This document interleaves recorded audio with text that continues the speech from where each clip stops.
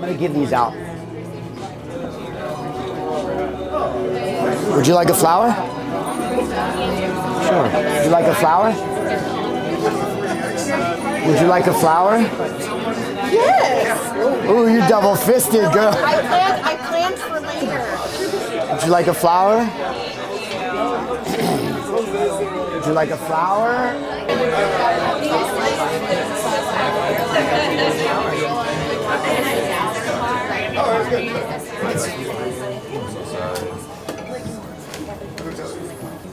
All right, we got to start.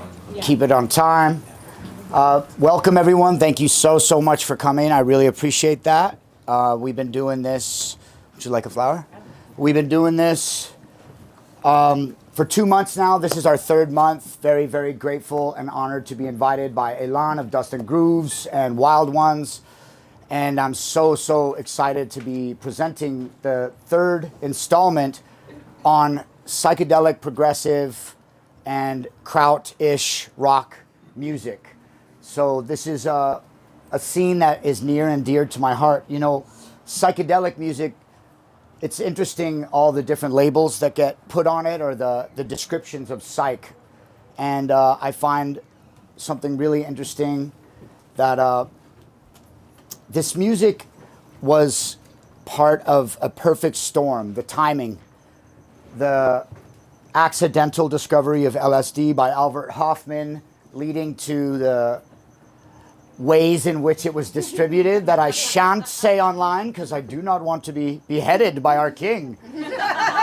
So, you know, this perfect storm of this cultural upheaval and political dissonance and revolution, dare I say, you know, 67 to 71, these records are spanning, and I've learned a lot about sound, frequency, vibration, and energy in recent times, trying to understand the sacredness of this music and understand that I believe music is God's voice. This is the language of music is mathematics, which is the language of the universe.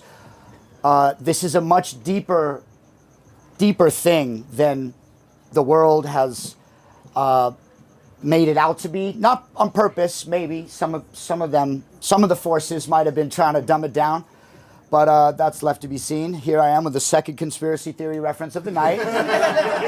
Prepare for more, many more. So, you know, we're hearing sounds all day long. We're hearing sounds, we're hearing music.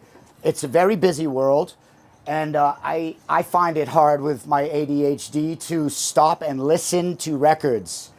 It's not streaming, it's not on YouTube, it's not in the background of a show, although I do Shazam those quite a bit. I am no snob.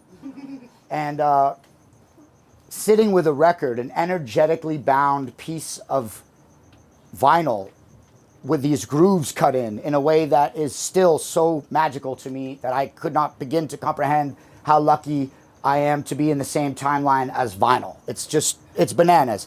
And you can't skip it without lifting the needle. And I know some of y'all got your Audio Technicas and your wobbling little hands on the turntable. With Spotify, you could just skip through songs or whatever streaming service you use. You know, people are going fast. I am one of those people. I'm an ADHDJ. And I rarely let songs play. That's been a blessing and a curse. It's helped me develop my own signature style, but it has also been a kind of annoying thing for people who like to dance and actually can't catch the beat as quick as my brain is processing it. So I have tried to make psychedelic music in my life as a producer, and I've learned a lot from Cut Chemist, Shadow, Edon, Cherry Stones, Andy Votel, modern bands like Dungin and the Heliocentrics, and it's been such a great inspiration for me to have elders teach me so much without saying a word. A lot of psychedelic rock, you're gonna hear it. I'm gonna shut up.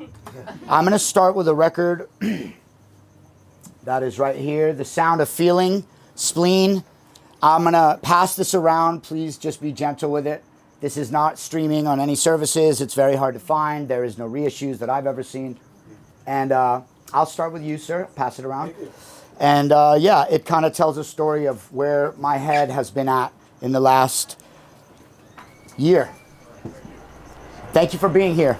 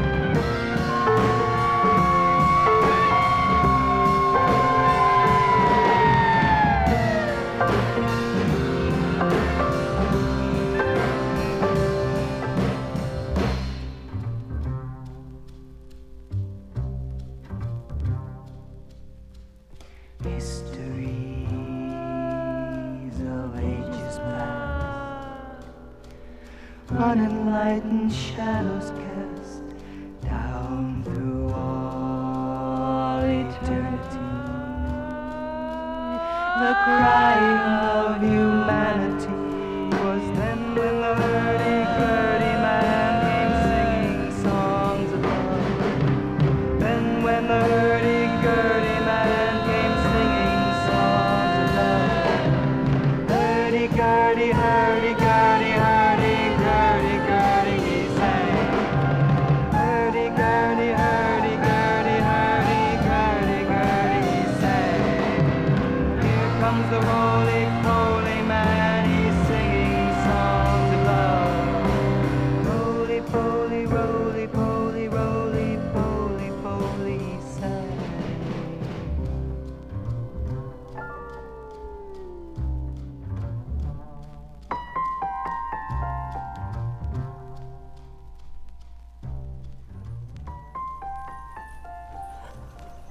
So as I was saying, the psychedelic sound, they're using recording techniques that hadn't really been available just yet through these years. The technology was getting better and the techniques were getting more innovative and innovative. I want to say it like the Brits. Fucking nice when I'm a geezer, mate. I can't help it. And I was blown away when I heard this record because it's not exactly psych, but it is very psychedelic, and it's got this folky thing to it. But the harmonies you're hearing are two identical twin sisters who were the androids on Star Trek, with a freaking music critic. A critic produced this record. The nerve of this guy, can you believe it? I've never heard of that in my entire life, honestly. Leonard Feather. Oh, God, the name on its own. He doesn't even need to be, then he's a music critic. Just gag me with a spoon. So this guy put this synth wizard, so a jazz critic, identical twins, and a synth wizard walk into a studio and create one of the most bugged out folk psych avant-garde LPs of Los Angeles history, 1969. And I'm just fascinated by the connection of Paul Beaver and all these people, like the Moog Wizard. These records shouldn't have been made, but something I will say is that the A&Rs of yesteryear, they were these cigar-chomping fat cats, and they were putting out records. It was the only medium, and they would say, look, this weird kid with no shoes brought us an album. It sounds like noise to me, but what do I know? Let's throw it at the wall and see if it sticks. So there were all these amazing records coming out because the A&Rs weren't hipsters, they weren't cool, they weren't wealthy. Well, they probably were wealthy. But they were just, these older guys that were like, I don't know what the kids like. We got to try everything. We got to put out music. And today there's 100,000 songs per day being put on DSPs. 100,000 songs a day being put up on the digital service providers. It has changed music forever. So to have these weird records in our care is very meaningful. And this cacophonous Nightmare is perfect for the way that I started this out with the carnival music and the circus music. So I have a feeling, is this the bike gang? I love them so much. The cyclists could do no wrong. This is an example of how to really live. They got their LED lights, they got their bicycles, they got their, well, they might be sober, who knows, I don't know, but they're blasting music. It doesn't quite sound very sophisticated. It might be high on something. So I had to play 2 songs off this one. This is The Other Side, and this may be one of my favorite songs of all time. Mutations are growing among us. Right now, they're just hazy gleams among the grass. The only way you can spot one is by how you feel around him. You feel like floating in a world of change. I know, because I met a mutant named Sam. Along came Sam from the family of man.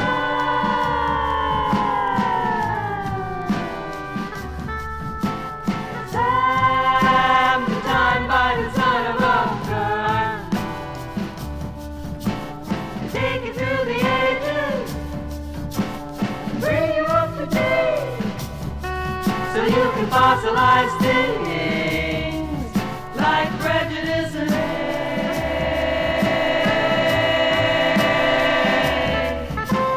Along came Sam from the family of man. Now's the time to grow a third eye.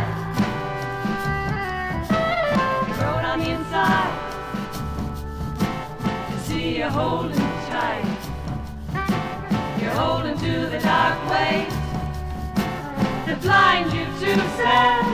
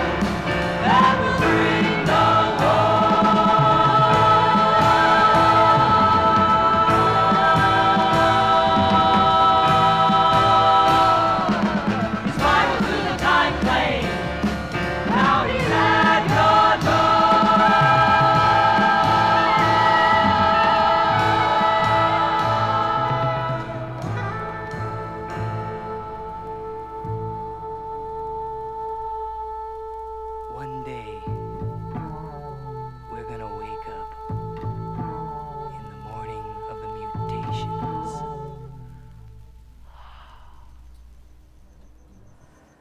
So that's The Sound of Feeling, Spleen. It's a challenging record, to say the least, and I wanted to kick it off with a little dissonance, you know, not just get right into the meat of it, to express the dynamic range of this genre. And I truly feel lucky to have heard that song in 2001 on a DJ's mixtape of library music and avant-garde stuff. First time I heard La Planète Sauvage, which we featured in our first one. And I remember when I heard this song, I just realized they're just babies in the studio, goo-goo gagaing. They're not being pressured by someone to make a hit. They're not being pushed by society. They're just free for one brief moment. And that's how I would think most musicians would like their studio sessions to be. And I think personally in my life, keep it simple, stupid is my motto. And the more silly that I could be and the more childlike wonder and joy that I could pick up along the way, I feel very grateful to have these opportunities. And bless you. And I thought those identical twin sisters really killed it. What can I say? These chicks are badass. They got cast as the androids on Star Trek. I'm not even a Trekkie, but come on, these guys get street cred right away. So wherever that record is on its way back over, okay, cool. So I'm gonna play another one from, this is 2 albums they made only. Now this next one that I'm gonna play, there are, this is the single LP they created, and this is not streaming either. You can't find it anywhere. The ID Company, and this record has been interpolated by yours truly about 6 times, and I still don't feel like I'm doing it justice, but it drives me fucking mad, and I thought this would be a great opportunity to play this single LP from Germany for you guys tonight. 1969 as well.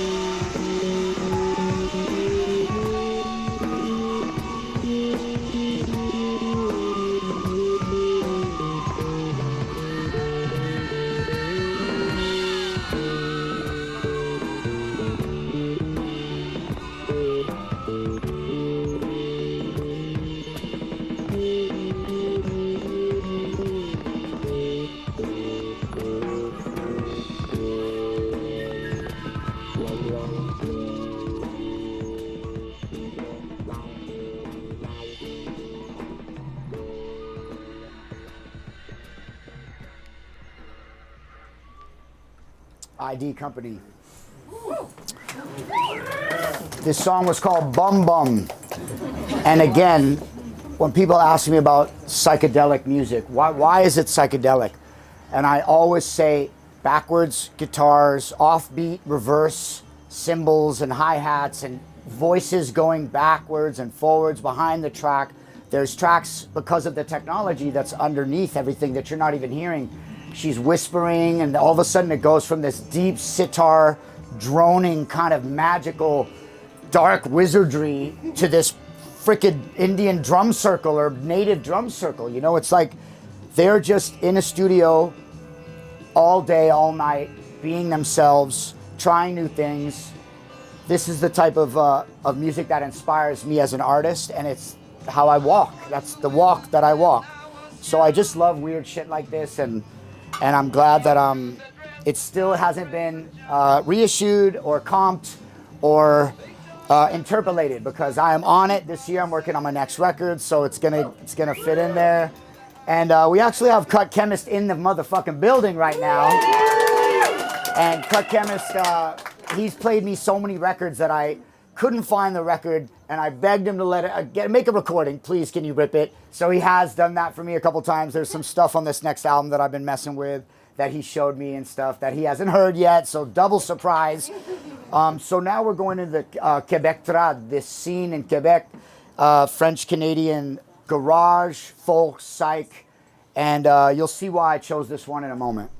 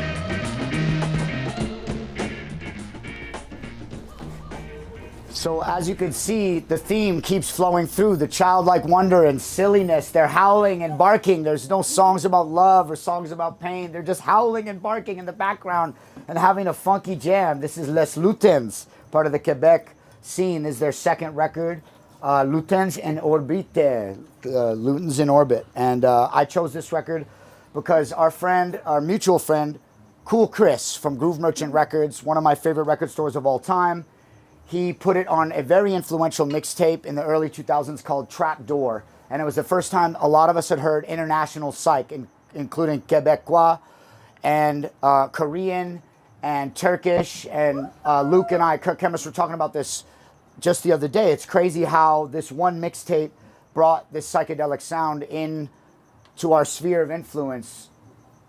So many people discovered so much through it. And I'm so grateful that he sent me on this journey because this drum break is so juicy. Come on, man.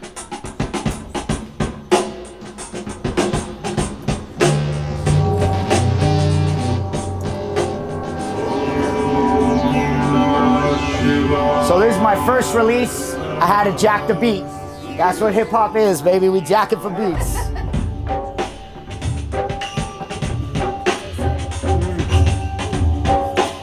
My first ever release of any music ever.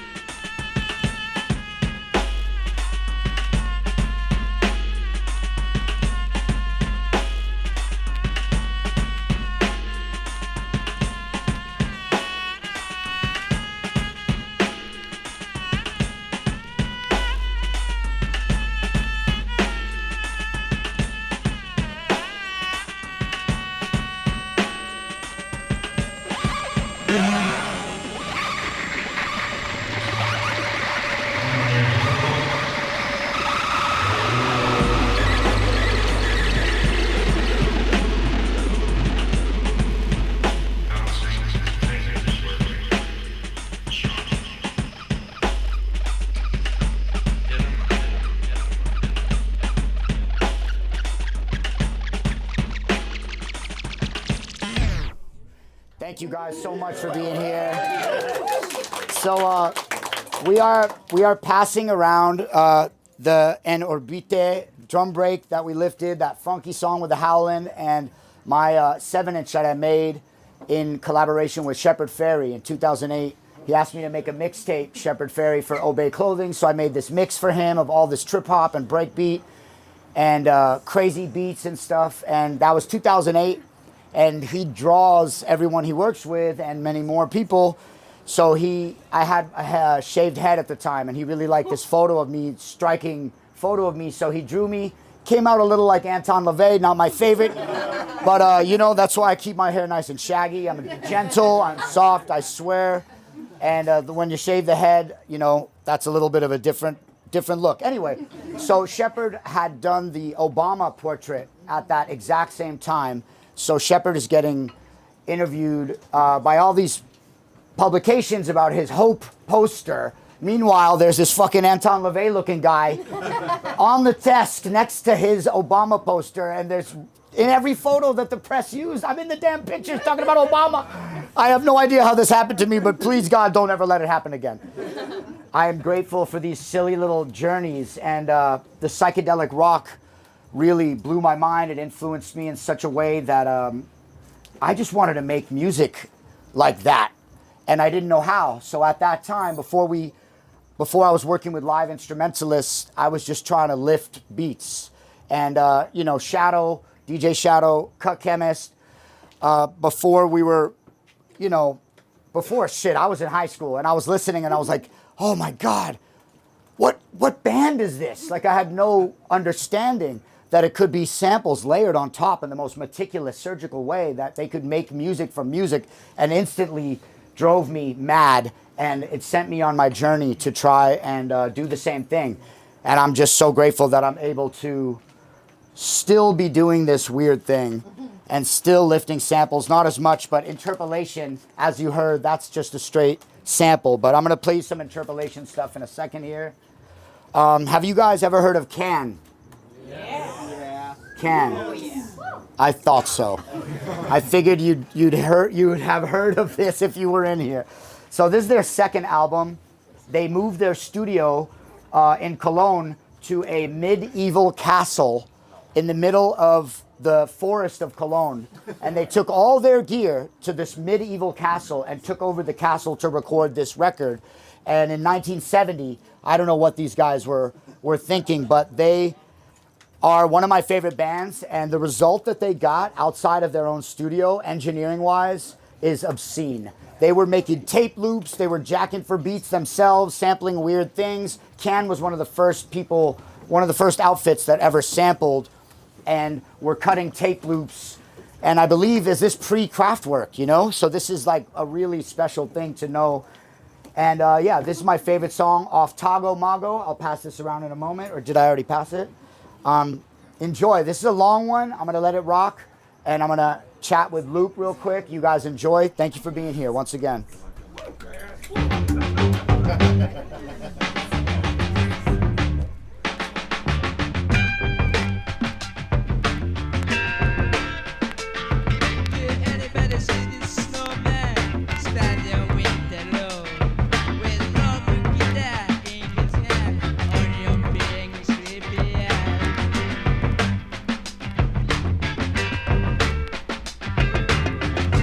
Recording station man.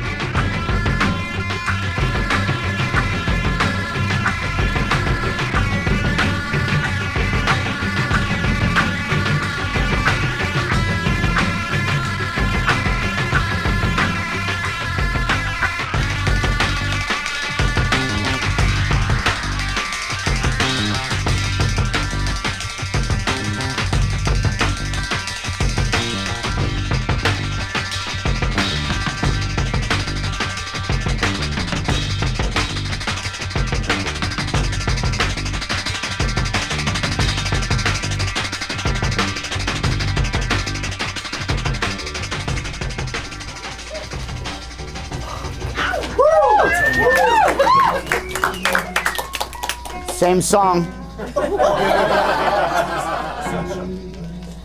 Doing what they felt like doing, trying new things. In a fucking medieval castle. Come on, man.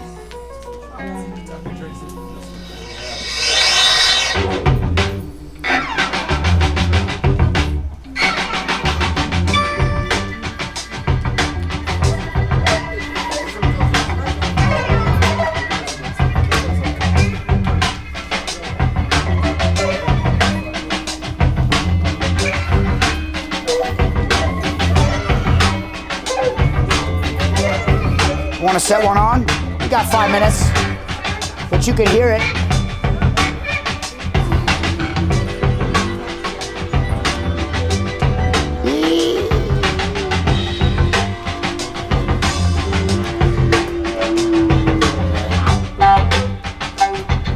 Headphones.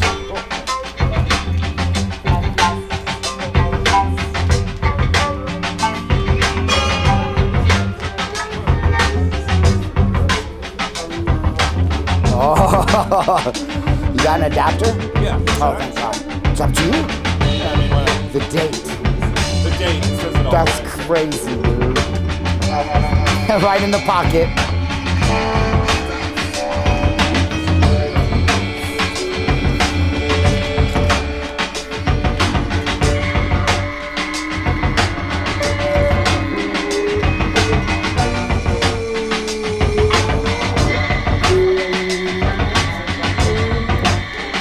Get in here.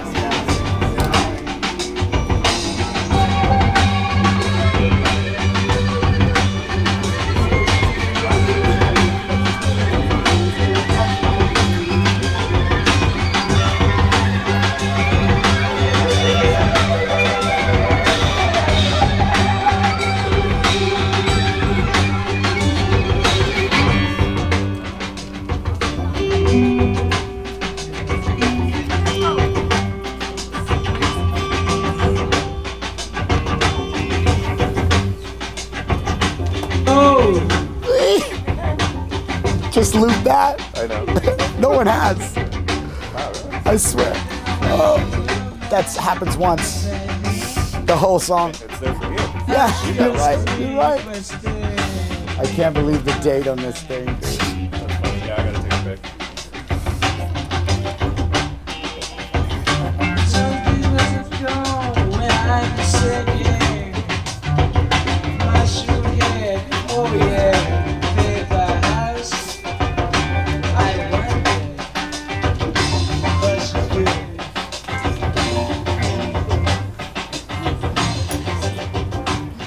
One of my favorite, most influential songs of my entire life and my career right here. And it goes for another 8 minutes, and I wish that I could let it ride. But I want to so bad, but in the essence of time, our special guest cut chemist in the house. And after this, I'm gonna be playing a set of these records. I'll be letting stuff ride, I promise. And yeah, so I grew up checking this man out back in the day. I remember. Yeah, and you know, my dad used to ask me, like, why am I dropping you off at this weird seedy club? Or rave. That wasn't my dad dropping me off, I'll tell you that.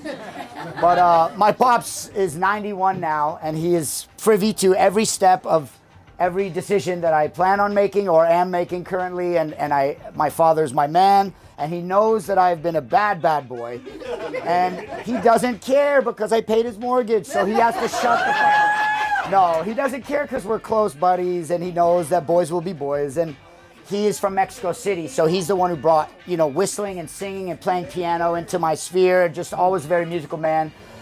But I remember getting a photo with Luke when I was 15 at a rave with Shortcut, our brother.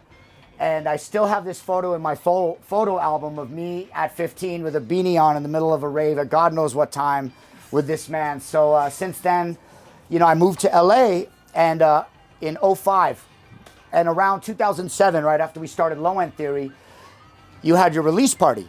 2006. 2006. Oh my God, even earlier. So I was really just trying to find my footing in LA, and things were going great, but, you know, precarious for a young guy from San Diego. You know, I've been here 20 years now, but Luke always saw the light in me and asked me to warm up for him at his major record release party, which was at Star Shoes. It wasn't some like giant thing. A little bit bigger than this. Yes, but for me, the album was so major. It still is major. And 20 years this year. Exactly, 20-year anniversary of this album. The audience is listening. Such a great title. Such a great title. The audience is listening. And he asked me to warm up for him at Star Shoes, and I hadn't been DJing for my heroes. I just been trying my hand out at underground hip hop. So thank you for being here. And he's got a really special record to play you. So I'm gonna stop on this. Yeah, so when he brought the idea, when he said the word psych, I thought I would play something American that really kisses the ground zero era, which he was talking about, 67, 66. And, you know, Ken Kesey and Timothy Leary bringing psychedelic drugs into a recreational form that influenced music, and it was really heavily being distributed around this time. And so when you listen to 66, like, look up a lot of records that came out in 66 and you'll bug out. You're like, damn, that one? Fuck, that one. Shit, this one. It's like one of the most important years in music history. So this one, I was like, should I play it? Because it's a little bit off the mark, but of all the world stuff. But I thought I would bring it back to California, because that's where it's from. Yes. And I was looking at the scribe of the release date on the label, and it says 126, which is tomorrow. So I was like, well, the universe said, play this one. 50 years ago tomorrow. No, 59. Oh, 59 years ago. 67. Wow. Right? Is my math right? You're asking the wrongest of the wrong. So, and musically, it's abrasive. It feels more leaning kind of into the proto-punk kind of side of, and it really is a freak out. And it's the song's called Susie Cream Cheese, which is inspired by Frank Zappa's Return of the Son of Monster Magnet from 1966. And so let's play this. They're from San Jose, California, and it's a little bit abrasive. It's a styrene record, which sucks because the vinyl compound is not vinyl. So let's just think good thoughts. Susie? But this really does encapsulate psychedelic for me. This is the voice of your subconscious mind speaking, Susie. Susie, what's guiding you?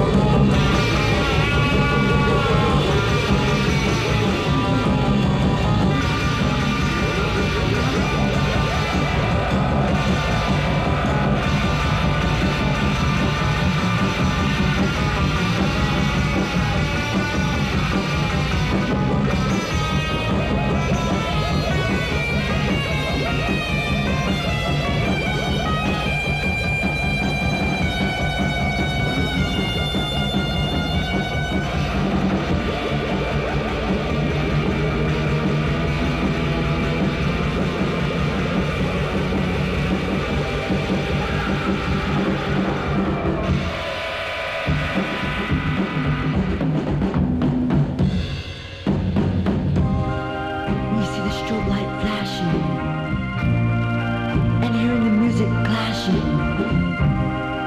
and they experience a whole new dimension in sound. Just open up your closed mind and take a trip on mine, and you'll never want to touch the ground.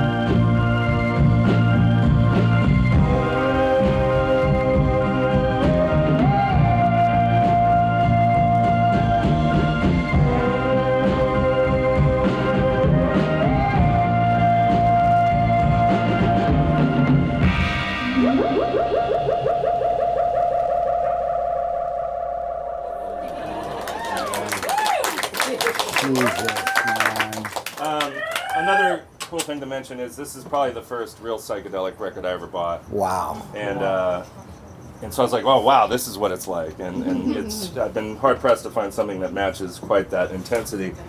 But there are a few, so thanks for letting me share that one. Wow. My God. Oh my God. I'm gonna spend the rest of my paycheck right there on that doesn't exist. Just joking. Rip it for me. Yeah, okay. I'll have it on my phone anytime I like. Because I'm a modern man, all right? Man for the millennium. I think it's on Spotify. Yay! Oh, let's get it. We gotta support mass weapons manufacturing for war, please. Don't be too proud. Exactly. Who's gonna do it? So this is a wild card. This is an interpolation that I did a little sneaky, tricky thing from this record. So I'm gonna pass this Doris around. Enjoy this song, and then I'll share how it influenced the 5th record for tonight's series. Thank you. You'll never come closer to where they meant to be. My ship's not a coaster, crawling in the lee of lands lying lost there beside the southern sea. No one has seen where they have been but me. You never could see them, although you tried your best. The night became running through here from the west. For no one has seen them, no one is gonna test. Go with the wind, nothing can hinder me.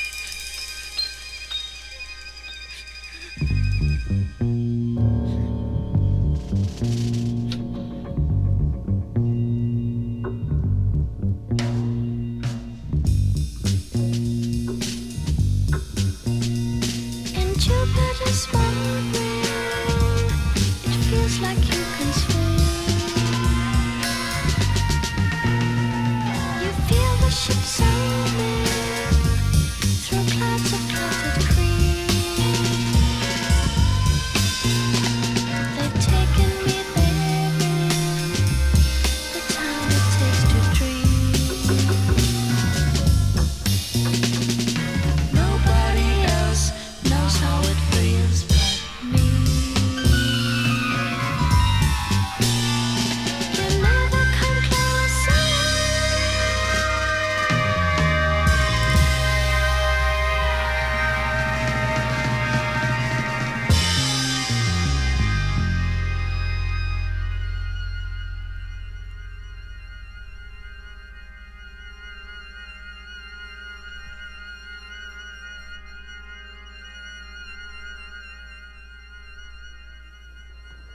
So Doris, only solo record of her entire career, and I mean, it sounds like straight up Jefferson Airplane level, like 1970 Electric Sunshine, like Wild Bitches Brew. I mean, the references in here are so powerful for me personally. This record, I can't afford a OG copy. That's why I got this blue reissue, but I had to have it. And once again, sampling. Madlib looped it. Madlib, the God amongst men. This guy, he looped it. Just straight up took the full piece out of it. And I've been on the hunt. I was on the hunt for it after that for a long time. It's her only LP. And for some reason, there's a through line here of 3 female-led psychedelic albums. And they're delayed, panning voices howling at the moon, going back and forth through it in a tribal, ceremonial kind of tone. This is an experimentation that's like more broad than the city they're from. Much more broad, much more wide set of influences than the city they made it in. It's clear that music, sound, frequency, vibration, and energy is tapping into something much deeper than many folks tend to care to understand. And this area, the record Luke played, I mean, this area of sound, I think it speaks to that inner child that's locked away in here, that just wants to be set free, that wants to go wild and dance like no one's watching, and maybe offbeat if he needs to, and just have a really experimental, fun, saucy time with life before they tell you not to. But also communally, not by yourself, but with a group of people. Yes. Makes a big difference. Also communally, with a group of people, not by yourself. Well said. I mean, that's the difference, because, you know, a lot of people, you can do, like, great music by yourself, but a lot of these records were made by people tripping out on one another, being like, hey, let's make something new. Like kids playing in a sandbox. Yes. You know, something pure together, Yes. to me, is more pure than when you're by yourself Yes. and sharing. So. Like kids in a sandbox. Poetic, man, honestly. This is exactly right. Like-minded individuals at the intersection of politics, spirituality, science, great advances, and psychedelics, and this music. It's like the perfect storm. Like I always say, I was born in the wrong time, and then I realized, oh, I was alive then. I OD'd and was born in the 80s. Perfect.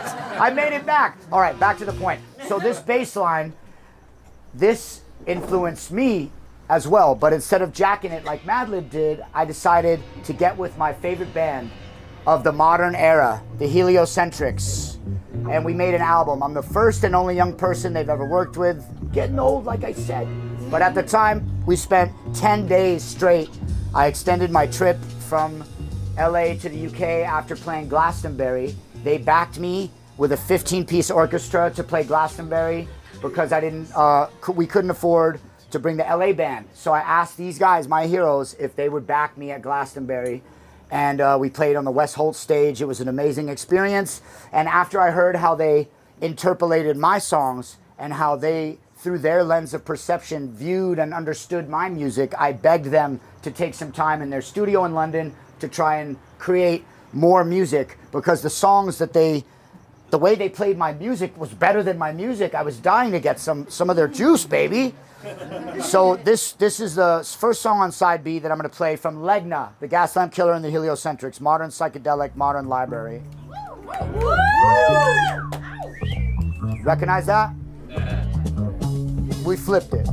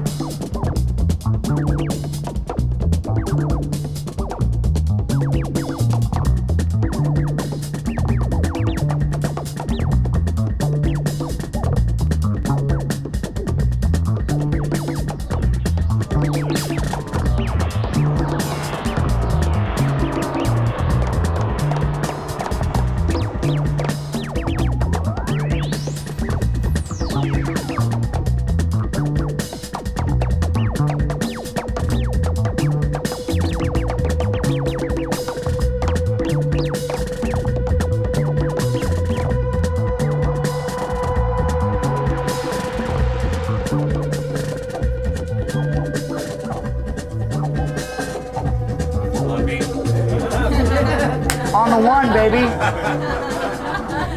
Toot toot. And in key. Oh my God, no, we don't have a touch of autism. We're normal. Okay, don't mind us, please. So that is an interpolation versus a sample flip. So part of this Dust and Grooves Wild Ones series that we're doing is to share how music influences underground culture to pop culture, and how people, you know, I was born in '82. I'm a little bit younger than some of my homies, my heroes. Cut, Mario C, engineers, beat makers, samplers, early adopters of the technology. Jeremy Sola's in the place, Pay Ray's in the place. We've been chopping up beats for decades. And I never thought I'd be able to find like a band who would want to really rock my bizarre ideas, my bugged out stuff. And I don't write music and I don't read music. So I'm over here running around like Willy Wonka, telling everyone what to do and directing them by singing and whistling and trying to catch the vibe and catch the key. I'm the music director, so I'm running around in circles around these guys in their late 50s that are like, all right, buddy, we get it, we know what to do. But then the next thing you know, something violent and visceral occurs, and we're all shocked. And, you know, having like a little goblin running around the studio barking orders actually paid off. So this was the first song.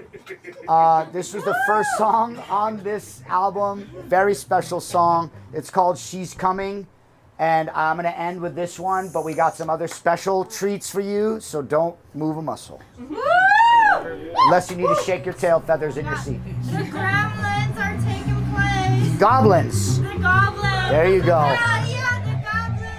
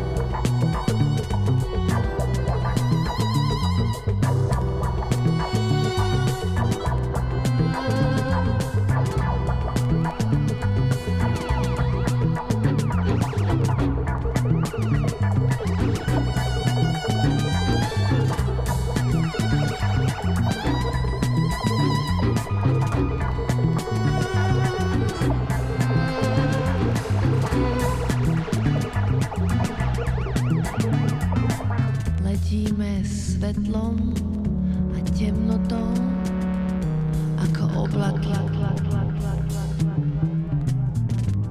Dňom a nocou cez atmosféru dvíhame sa do vesmíru a cítime sa prázdni, ale nasýtení. Prázdny, ale nasýtený. Cítime sa dobre. A my sa pomaly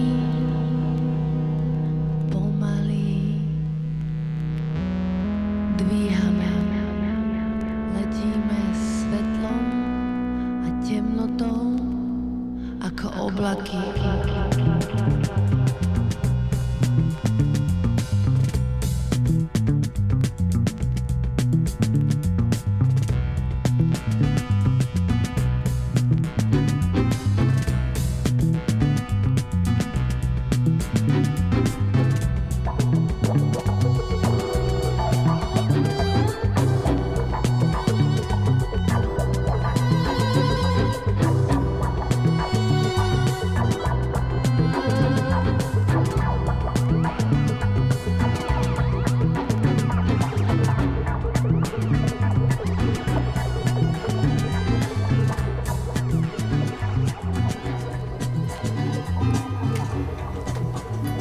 Legna. So, like I said, the Heliocentrics are a modern-day library, jazz, funk, soul, rock, psych band, world music, international stuff. They made an album with Mulatu Astatke. They made an album with Orlando Julius from Ethiopia to this incredible West African style. Melvin Van Peebles, the original blaxploitation master, Mario's dad. And this band has been tapped to back the legends of legends of legends. And they've made their own albums that are incredible, that are all instrumental, which was a big help to me in my early days. You know, songs about love can only go so far. And the music takes you higher when there's no lyrics about basic human shit in the way for me personally. No disrespect to love. God, I love love. We love. But there's a part of me that feels like, you know, let the music speak, which is so ironic because I haven't shut the fuck up once. But I'm really trying here. Next time, you guys, I'll play the full can side. But, you know, we were trying to be on a schedule, but God, this is so fucking cool to me. I'd rather have you all gathered here for a couple more before we move. Is that okay with you? Yes. All right. Rules out the window, baby. So, Cut Chemist is in the place. Some of our friends in Italy discovered the feedback. Do you know who told you about it? Yeah, it was Keith and Jules. Okay. A couple that deals in records in Milan. And I was with Egon in 2004. We took a trip from Rome doing the Red Bull Music Academy. He was like, I know these people in Milan, let's take a train. And actually Egon knew it, I didn't. And Keith was like, you need this record. And so I'm sure Egon feels like I snaked it from him. But I was like, hey, Keith told me I should have this record. So it's an incredible, probably one of the best records I own. And I didn't waste any time sampling it. So there you have it. Twice he sampled it. So Cut Chemist and Egon are the only ones that I know that know about this. When I discovered it was through them. So shout out to Keith and Jules from Milano. This record was made in Milan, 1970. Ennio Morricone with a wrecking crew of session musicians. These guys were not the stars. They were never in the limelight. Nobody knew who they were. Nobody understood that they even mattered. And in the middle of the night, they would make records for themselves because they knew they had fire. They had amazing shit, and it wasn't being featured, and they weren't experimenting enough. They were playing straight-laced Italian soundtracks and stuff, and the session players wanted to break free. This is that freedom. And thanks to Cut Chemist and Egon for showing me about this shit.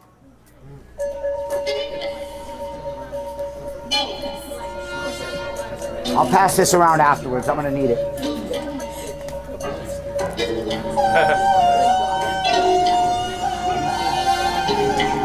And it's a bit challenging, but I promise it's worth it. Like I said, these guys didn't get out much, and they needed to break free, I'm telling you.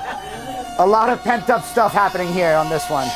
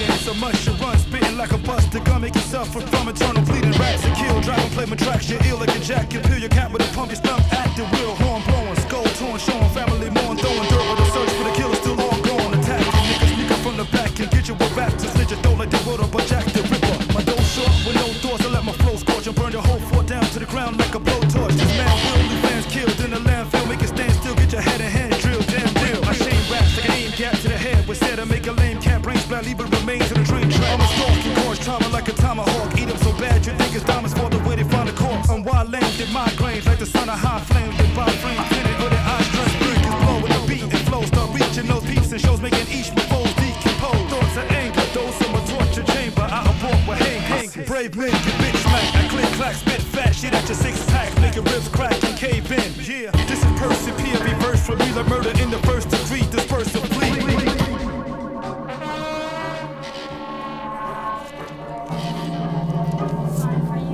So this is a remix by Cut Chemist right here, flipping feedback, this man.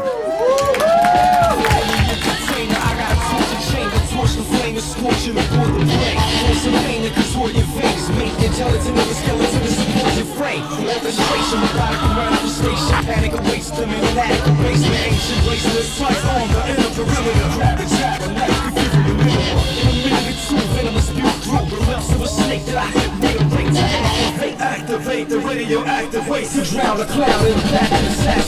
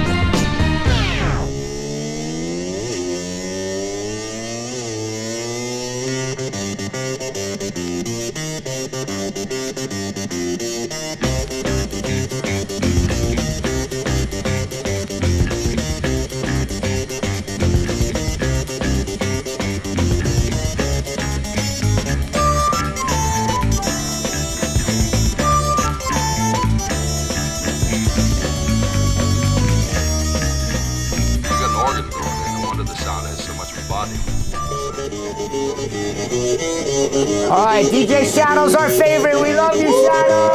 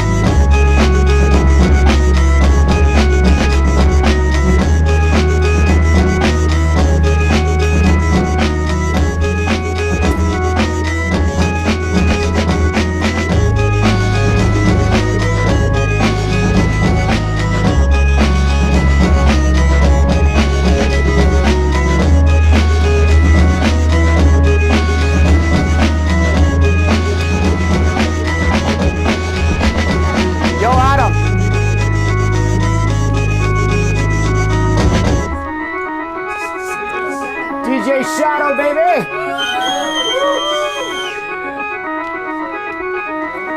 So the two records you heard before this, they made this song together with the fattest drums you never heard. I still don't know what those drums are. He has it! Of course.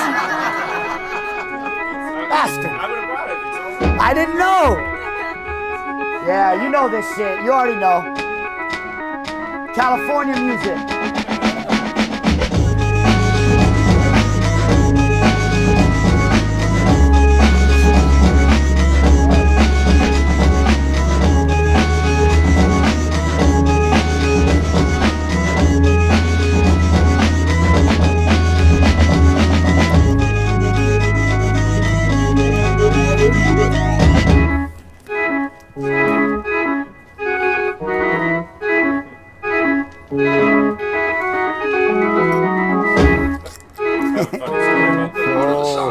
Please tell me. Please.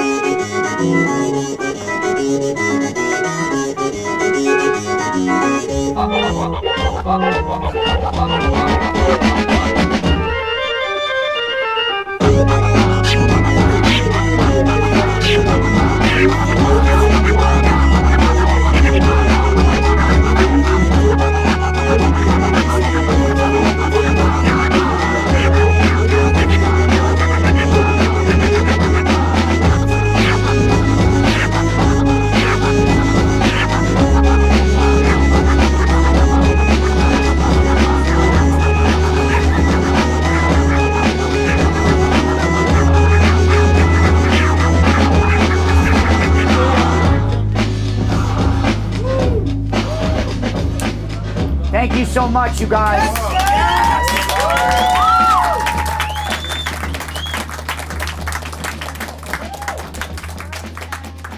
Oh boy, okay.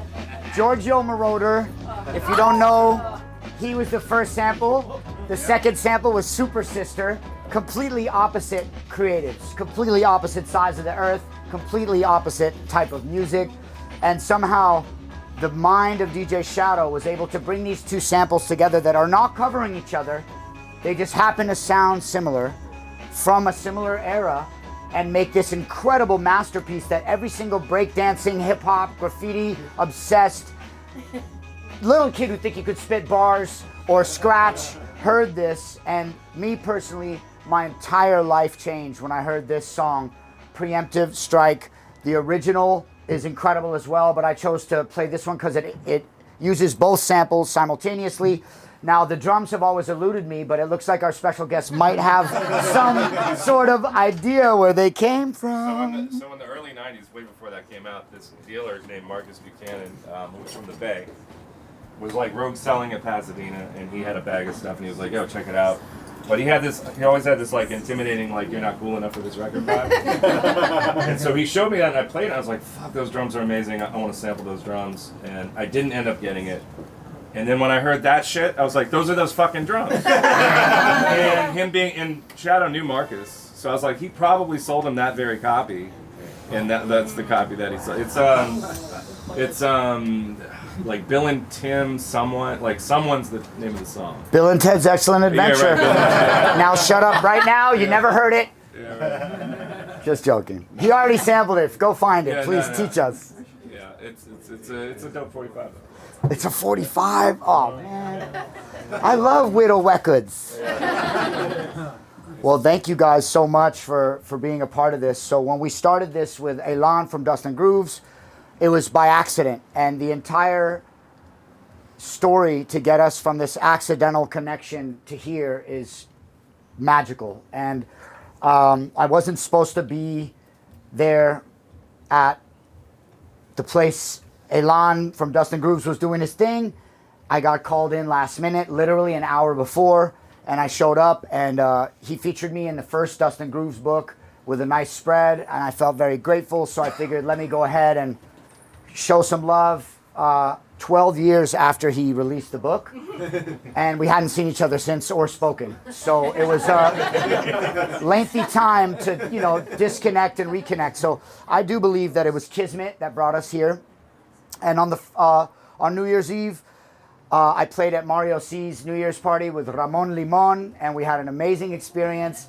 And I woke up the next day, and I don't know why, instead of feeling full, I felt empty. And I rolled out of bed and I called a car and I decided I was going to go have a drink after all, even though I didn't have one on New Year's Eve because I'm being a good boy. And I was in the car and I had a feeling like I was doing the wrong thing. And I'm not one of those people who wants to start the Gregorian New Year off right. When the first flowers bloom, you'll catch me making good choices. You know, the solstice, the equinoxes, not these random dates that we were subjected to. So I didn't exactly mind either way, but it's a ceremony. It's a meaningful kind of uniting the planet for a brief moment. And I got in this car and I started going there, and my stomach said, "Don't go." But I had already gotten dressed and showered. I called a car. I had to pay the guy. I knew everything was already happening. And the old man from Iran who was driving me took a wrong turn. And the minute he took a wrong turn, I said to this man, "Do you believe in fate?" He said, "Actually, I live my life by it." And I said, "I'd like to go home." And he turned the car around and he took me home. And on the way home, I had a lot going on in my head and a lot going on in my heart. And I knew he could see me in the rear view, kind of having a little bit of a moment. And, you know, he reminded me of my dad, this man. And he was just a really good soul. And I could tell that he was happy that I changed my mind. I knew he knew what was going on inside of me. He could feel the vibes in the car. And that was a very pivotal moment. And I believe that just like that moment, I was led back into this sphere of records and this sphere of awareness of really listening deeply, not just hearing music, but really listening intentionally and learning. You know, you can teach an old dog new tricks, it turns out. And I really didn't think I could. You know, we all tell ourselves these stories our whole lives. We tell ourselves our stories.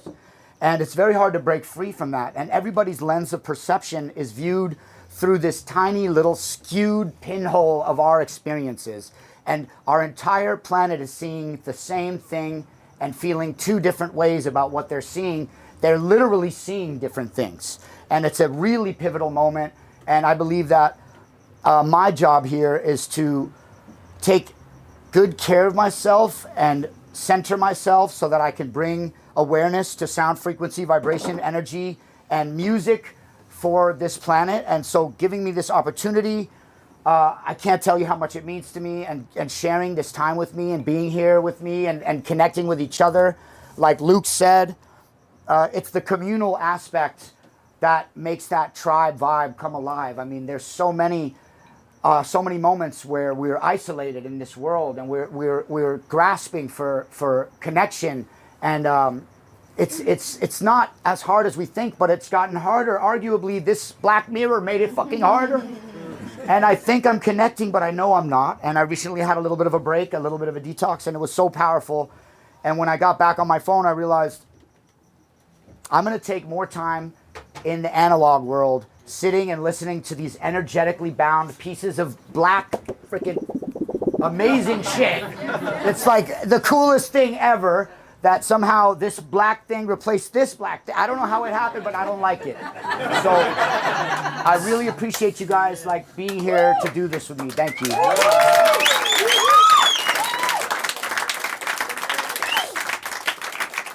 And thank you to Force of Nature. She let us use this space. She just got back from Australia this morning, and she came to say hi and is letting us use this space. And Heather, this is for you. Somebody pass it over. Thank you so much. I appreciate you. And Heather and Denise, they got into this vinyl thing, and the Wild Ones is this new thing happening, and I heard about it, and I know there's a lot of stuff like this going on right now, which is awesome. I'm so happy there's a resurgence.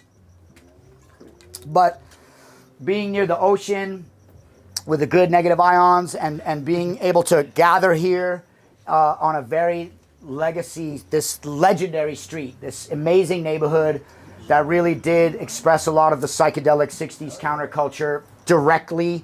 And some of these records were made in LA, the first one specifically.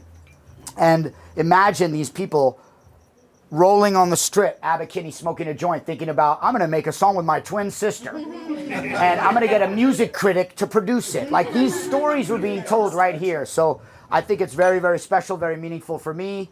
And I thank you from the bottom of my heart. I'm going to be downstairs with Luke, Cut Chemist, playing a few more records. I know it's been a long experience and we're a little hot, a little bothered, and I need to shut up again. So I'm going to let the music speak downstairs. And if you guys are interested, we have February 22nd, 2/22. I'm doing all trip-hop records and doing a big expose on that genre, which also brought all these cultures together at the perfect time in the world. So thank you so much, you guys. Thank you.